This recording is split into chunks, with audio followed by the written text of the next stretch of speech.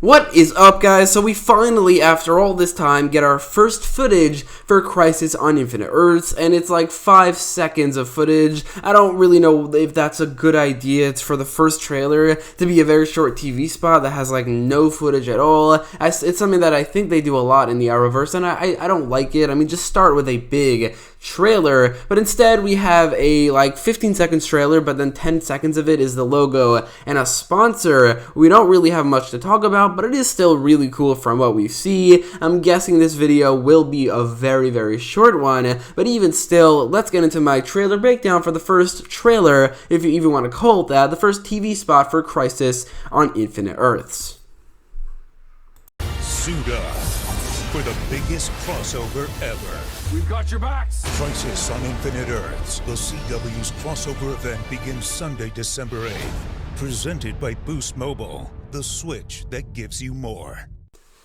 So the first thing I noticed while watching the trailer, like from the first shot, is of the Monitor, which makes sense because he is going to have a very big role, but also like the trailer and the title focus on him a lot. But anyway, something I noticed about the shot here is that the Monitor looks a little bit different. Like it looks like his face is a little bit slimmed down, and it took me a second to realize it, but he shaved off the beard that he had, which I think completed the look in this shot. I mean, I don't know if it's because I got used to the way he looked before, but I think that he looks a little bit unusual. It might take me a minute, and I probably won't bother me that much, but right now, I'm just not used to this look. He just looks slightly different, which is fine. I mean, there's nothing really to complain about there.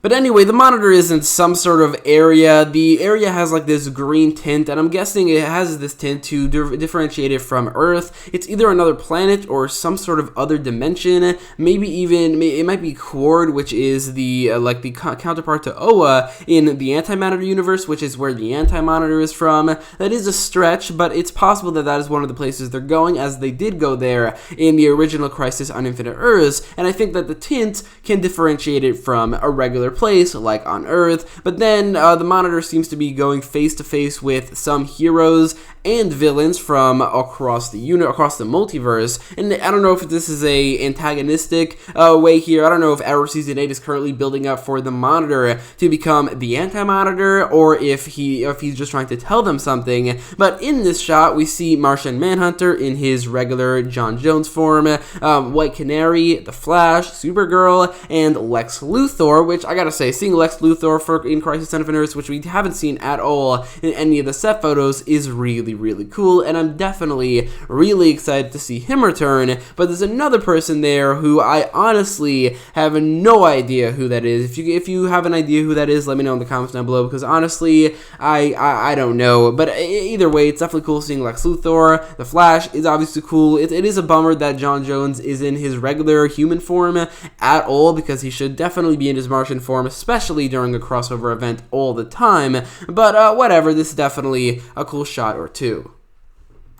So then there's a shot of Earth 2 with Moira Queen from Earth 2 being destroyed by a wave of antimatter. This is from Arrow Season 8, Episode 1, and I think it is really cool they're showing a shot from that episode, because that's definitely when the crisis began, but also because we're probably going to see a lot more antimatter waves during the actual crossover, probably like a whole bunch of universes, maybe even named universes, one of which might be Smallville's that will be destroyed. Apparently Tom Welling only shot one scene for the crossover, and just putting two and two together, it seems like every other cameo that only has one scene is from a universe that will be destroyed, and their scene is just looking at the sky, seeing a wave of antimatter come. I think it'll be a crazy twist if the Smallville universe is actually destroyed in this crisis, but also it probably will enrage a lot of people.